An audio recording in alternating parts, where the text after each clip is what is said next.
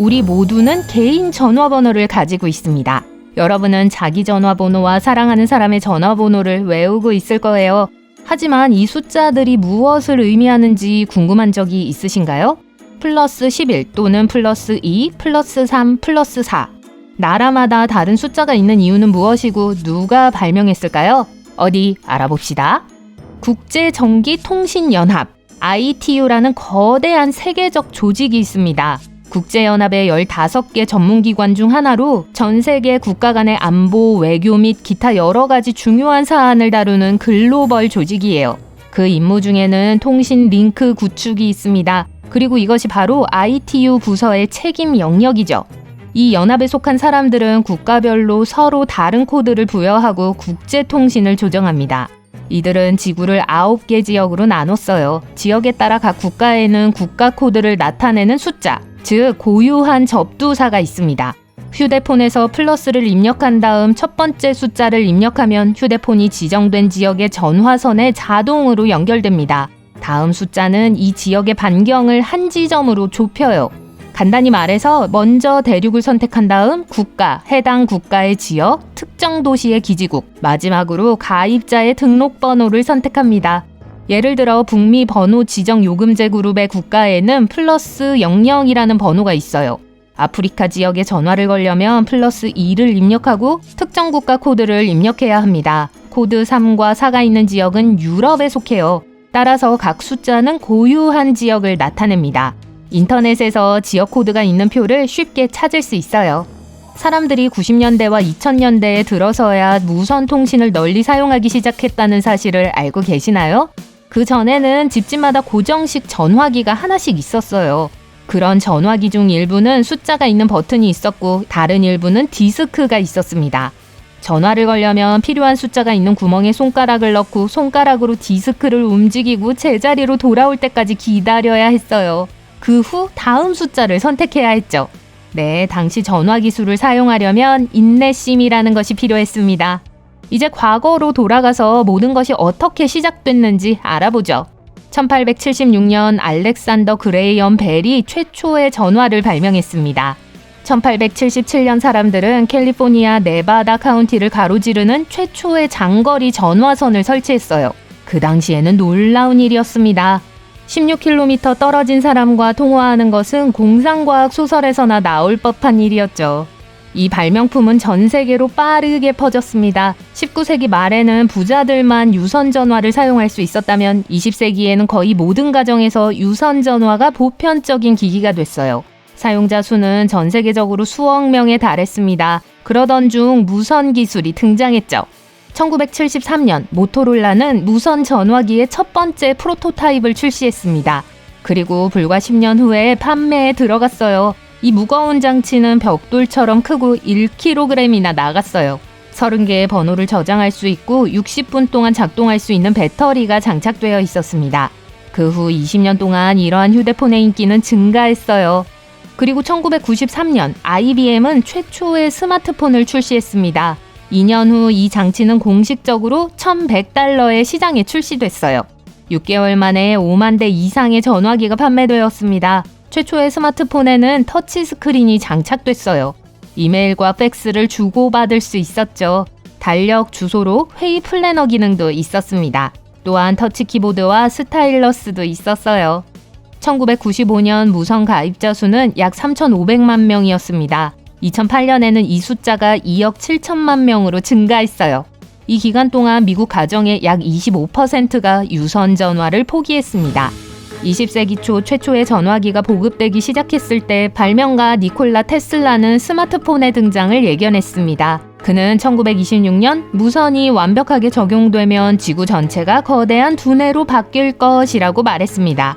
그는 사람들이 서로 소통할 뿐만 아니라 수천 마일 떨어진 곳에서도 서로를 볼 수 있게 될 것이라고 예측했어요. 전 세계 모든 사람들이 이 장치를 주머니에 넣을 수 있게 될 것이라고 덧붙였습니다. 와우! 휴대폰은 통신뿐만 아니라 세계 경제를 변화시켰습니다. 모바일 산업 덕분에 전 세계적으로 1,400만 개의 일자리가 생겨났어요.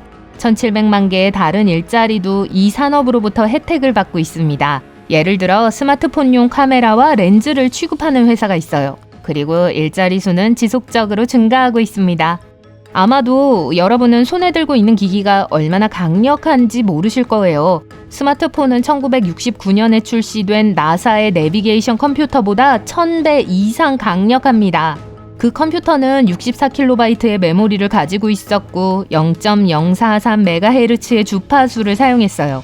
네, 저도 그게 무슨 뜻인지 모르겠지만 포켓용 계산기나 USB-C 충전기조차도 우주 비행사를 달에 보내는 데 사용했던 최고의 컴퓨터보다 더 강력한 컴퓨팅 성능을 가지고 있습니다. 모든 휴대폰에 진짜 금이 들어있다는 사실을 알고 계셨나요? 개발자들은 금이 화학적으로 안정적이고 전기를 잘 전도하기 때문에 휴대폰에 금을 넣습니다. 기본적으로 이 귀중한 소재는 회로기판에 사용되어 약 1g의 금을 얻으려면 1톤의 광석 또는 21대의 스마트폰이 필요합니다. 그리고 배터리가 없는 휴대폰 1톤은 300g의 금을 얻을 수 있어요. 사람들은 연간 약 2,700톤의 금을 광석에서 추출하는데 이는 하루에 7.5톤에 달하는 양입니다. 스마트폰에서 같은 양의 금을 추출하기 시작하면 지구 전체 인구의 휴대폰이 23일 만에 고갈될 거예요. 휴대폰의 침입 보호 등급 또는 줄여서 IP 등급이 있습니다. 이 등급은 휴대폰의 방수 기능을 나타내요. 0이면 장치에 방수 기능이 없는 거예요. 9인 경우 휴대폰이 높은 압력과 온도로부터 보호돼요. 이 정보는 사용 설명서나 전용 웹사이트에서 찾을 수 있습니다. 일본에서는 사람들이 샤워할 때 휴대전화를 가지고 다니는 것을 좋아하기 때문에 일본 휴대전화의 거의 90%가 방수 기능을 갖추고 있어요. 네, 그렇습니다. 무선 전화기가 혁명을 일으켰어요. 그리고 최초의 스마트폰은 새로운 기술을 가져왔어요. 다음 혁명은 2007년에 첫 번째 아이폰이 발표된 후 일어났습니다. 그 이후로 많은 휴대폰 개발자가 애플 장치의 디자인을 반복하기 시작했습니다. 세련되고 실용적이었죠. 이러한 디자인은 기술적으로 완벽합니다. 이 가젯은 손에 편안하게 잡히고 화면이 커서 정보를 더 잘 습득할 수 있어요. 2007년까지만 해도 휴대폰은 매우 다양했습니다. 일부는 꽤 이상했어요. 모토로라 V70은 360도 회전하는 키보드가 달린 휴대폰이었습니다. 스피너처럼 보였어요. 하지만 많은 인기를 얻지는 못했습니다. 2003년 노키아 7600이 출시됐어요. 이 휴대폰은 물방울 모양이었고 키보드가 화면 주위에 있었어요.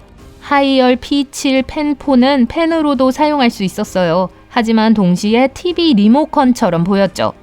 세계에서 가장 비싼 스마트폰은 팔콘 슈퍼노바 아이폰 6입니다.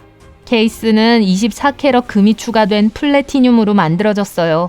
그리고 뒷면에는 큰 다이아몬드가 있습니다. 가격은 4,850만 달러입니다. 애플은 기기를 개선할 뿐만 아니라 그 안에 이스터에그를 추가하고 있습니다. 다음은 그중 일부입니다. 사파리 브라우저로 이동해서 웹사이트를 열고 공유 버튼을 클릭합니다. 확장 기능 중 읽기 목록이 표시되어 이 기능의 심볼은 스티브 잡스의 둥근 르노 안경입니다. 지도 앱의 아이콘 디자인은 계속 바뀌지만 항상 실제 주소가 표시돼요. 한때는 이전 애플 캠퍼스였습니다. 그런 다음엔 새로운 애플파크의 주소가 표시됐어요. 책 이모티콘의 가상 책장에는 다르게 생각하라 라는 애플의 인용문이 암호화되어 있습니다. 하지만 그걸 보려면 이모티콘이 있는 소스 파일을 추출해서 확대해야 해요. 크기가 작기 때문에 휴대폰 화면에서는 인용문이 눈에 띄지 않습니다. 음성 녹음기의 음파 아이콘도 의미가 있습니다. 앱을 켜고 애플이라고 발음해보세요. 전화기가 유사한 음파로 트랙을 녹음할 거예요. 트릭도 가젯도 다 너무 많은데 시간이 너무 짧네요. 그럼 이만.